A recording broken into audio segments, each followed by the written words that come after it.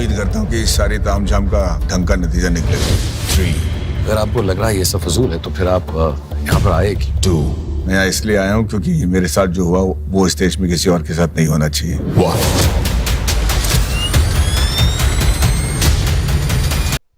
Hello दोस्तों, I hope आप सब ठीक होंगे। आज जिस मूवी का मैं रिव्यू करने जा रहा हूँ वो है rocketry the Nambi effect. Sir दुनिया भर में लोग ना 60-70 टन की इंजन बना रहे हैं और हम यहाँ 600 किलोग्राम के खिलौना बनाकर खुश हो रहे हैं। सर ये रॉकेटरी नहीं है, पपेटरी है। ये जो मूवी है रॉकेटरी द नंबी इफेक्ट 2022 की मूवी है, जो कि एक बायोलॉजिकल मूवी ड्रामा फिल्म है और रिटन, प्रोड्यूस्ड और directed by mister R Madhavan, जिनका ये डायरेक्टोरियल डेब्यू है। इन रॉकेट्स के जरिए हमें कमर्शियल सैटेलाइट्स लॉन्च करने होंगे। कमर्शियल सैटेलाइट लॉन्च मार्केट जो आने वाले दिनों में $1 ट्रिलियन मार्केट है, उसका हमें हिस्सा बनना पड़ेगा। जो मेरे अब्बा अंकल पूरा परिवार 5 साल में कमाते हैं, वो आप 1 साल में कमाओगे? ना, 1 महीने में। ये जो मूवी है वो बेस्ड है on the life of Nambi Narayan, played by Madhavan, जो कि एक साइंटिस्ट का रोल प्ले कर रहे हैं, जो कि काम करते हैं ISRO, जो कि इंडियन स्पेस रिसर्च ऑर्गेनाइजेशन है, और जिनको अक्यूज किया जाता है, जिनके ऊपर ये इल्ज़ाम लगाया जाता है कि वो इसरो, जिन्होंने देशद्रोह किया है, जिन्होंने इसरो की जो रॉकेट की इंफॉर्मेशन है वो दूसरे देश को बेची है।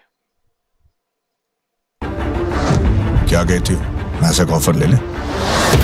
बास्टर्ड्स, ये फिर से हमारे काबिल दिमाग छीनना चाहते हैं। क्योंकि मेरे सामने जो देख रहा हूं उसे देखकर मेरा खून खोल रहा है। Nambi Narayanan, project director of cryogenic, project director of second stage, project director of fourth stage, associate project director PSLV।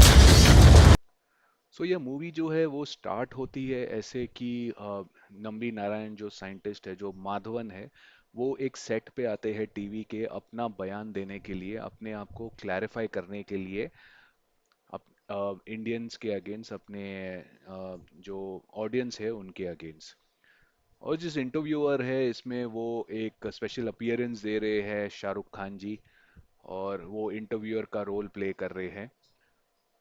तो ये इंटरव्यू में जो माधवन जी है, जो क्लैरिफाई करना चाहते हैं कि जो उनके अगेंस्ट देशद्रोह लगा है वो बिल्कुल सही नहीं है। वो एक ट्रू पेट्रियट है, वो एक ट्रू देशभक्त है, और उन्होंने पूरी ताकत लगा दी अपनी, ताकि इंडिया को बेस्ट से बेस्ट टेक्नोलॉजी मिल सके, बेस्ट से बेस्ट रॉकेट मिल सके, जो कि स्पेस में जा सके। और मूवी इसके अराउंड ही रिवॉल्व होती है। जो ये इंटरव्यू चालू होता है तो वो अपनी स्टोरी बताना चालू करते हैं। तो मूवी का जो दिखाया गया है प्रेजेंट सिचुएशन में दिखाया गया है, और फिर मूवी वहां से पास्ट में जाती है जहाँ पे उनकी स्टोरी दिखाई गई है।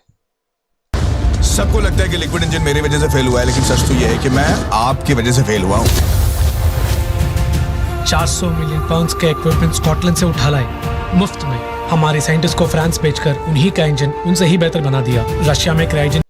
सो मूवी के बैकड्रॉप जैसे चालू होता है तो दिखाते हैं जो नंबी नारायण आर माधवन जो है, वो एक बहुत ही छोटे जगह से आते हैं, बहुत ही मिडिल क्लास फैमिली रहती है, बट उनके ड्रीम्स बहुत हाई रहते हैं।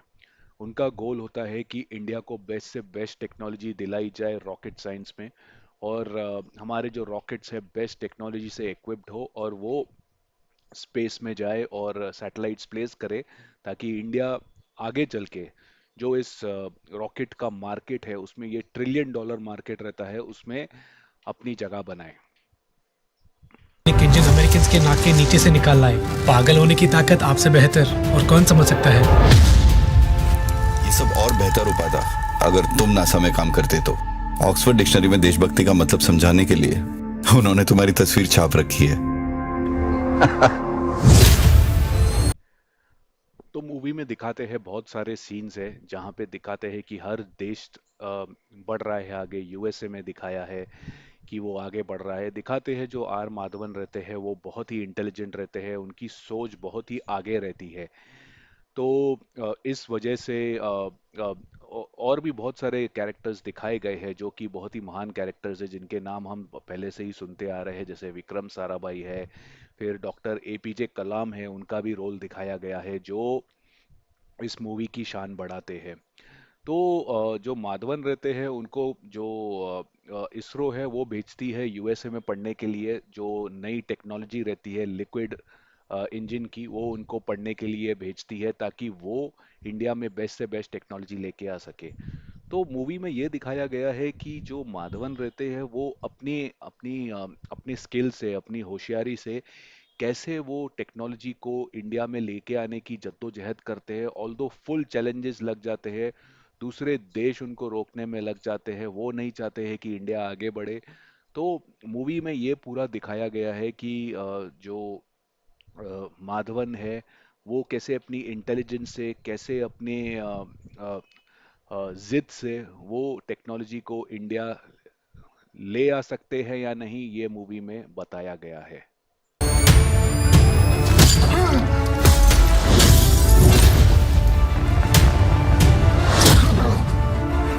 किसी कुत्ते को मारना हो तो अफवाह फैला दो कि वो पागल है। ठीक उसी तरह किसी इंसान को बर्बाद करना हो तो ये ऐलान कर दो कि वो देशद्रोही है। ओवरऑल मूवी की बात की जाए तो फिर जो मूवी है माधवन की डेब्यू मूवी है एज ए डायरेक्टर, मेरे हिसाब से बहुत ही अच्छी मूवी है। उन्होंने जो टॉपिक लिया है वो पेट्रियोटिज्म का टॉपिक लिया है, इंडिपेंडेंस डे के पास में है ये मूवी, और आई थिंक सो मूवी बहुत ही अच्छी है। ऑल्दो पहली मूवी नहीं है जो आ रही है, ये मूवी वो अक्षय कुमार की वाली मंगल मिशन भी आ चुकी है। और मूवी देखा जाए तो खराब मूवी नहीं है, डिसेंट मूवी है। आई थिंक सो बिटवीन 3 और 4 की रेटिंग के बीच में मूवी है out of 5। Although movie biographic movie है, तो इसमें बताया जा रहा है कि जो नंबी नारायण है उनको फॉल्सली कैसे अक्यूज किया जाता है। दिखाया जाता है कि उनको ये बताया जाता है कि वो एक देशद्रोही है। उन्होंने जो रॉकेट की डिटेल्स है, जो जो टेक्नोलॉजी वो लेके आए थे दूसरे देशों से, वो हमारे दुश्मन देशों को बेची है। तो ये चक्कर में उनको क्या होता है, उनके काफ़ी साल जो है निकल जाते हैं और वो रॉकेट भी नहीं बना पाते हैं। इस वजह से इंडिया काफ़ी पीछे चला जाता है स्पेस टेक्नोलॉजी में, और दूसरे देश उस टेक्नोलॉजी में पूरा हिस्सा ले लेते हैं, और इंडिया वो जो जो जगह है वो हासिल नहीं कर पाता है। तो मूवी में ये भी दिखाया गया है कि दूसरे देश जो है, जो पावरफुल देश है, वो कैसे नहीं चाहते इंडिया आगे बढ़े। वो कैसे अपने सोर्सेस के थ्रू, अपने पावर के थ्रू, अपनी पहचान के थ्रू, और इतनी इतनी मेहनत लगा देते हैं कि इंडिया जैसे आगे नहीं बढ़े। हमारे स्पेस साइंटिस्ट के पास इतनी रोड ब्लॉक्स लेके आ जाते हैं ताकि इंडिया पीछे ही रहे। तो चैलेंजिंग सिचुएशन दिखाई गई है। दूसरी बात ये होती है, काफ़ी काफ़ी जो नंबी नारायण के ऊपर केसेस चालू रहते हैं, वो कोर्ट में अपने आप को प्रूव करने को ट्राई करते हैं कि वो निर्दोष है। उनके ये साल काफ़ी निकल जाते हैं और रॉकेट उधर का उधर ही रह जाता है। ऑल्दो वो अपने आप को काफ़ी सालों के बाद सुप्रीम कोर्ट उनको ये प्रूव कर देती है कि वो देशद्रोही नहीं है, वो एक पेट्रियट है, वो एक सच्चे देशभक्त है जिन्होंने अपनी पूरी जान लगा दी इंडिया को आगे लेके जाने में। बट ये मूवी के बारे में यही बताया गया है कि उनको अभी तक जस्टिस मिला नहीं है। जो लोग इसके पीछे थे वो अभी तक पता नहीं है कौन लोग थे, और किसने कराया है, और उनके इंटेंशंस क्या थे।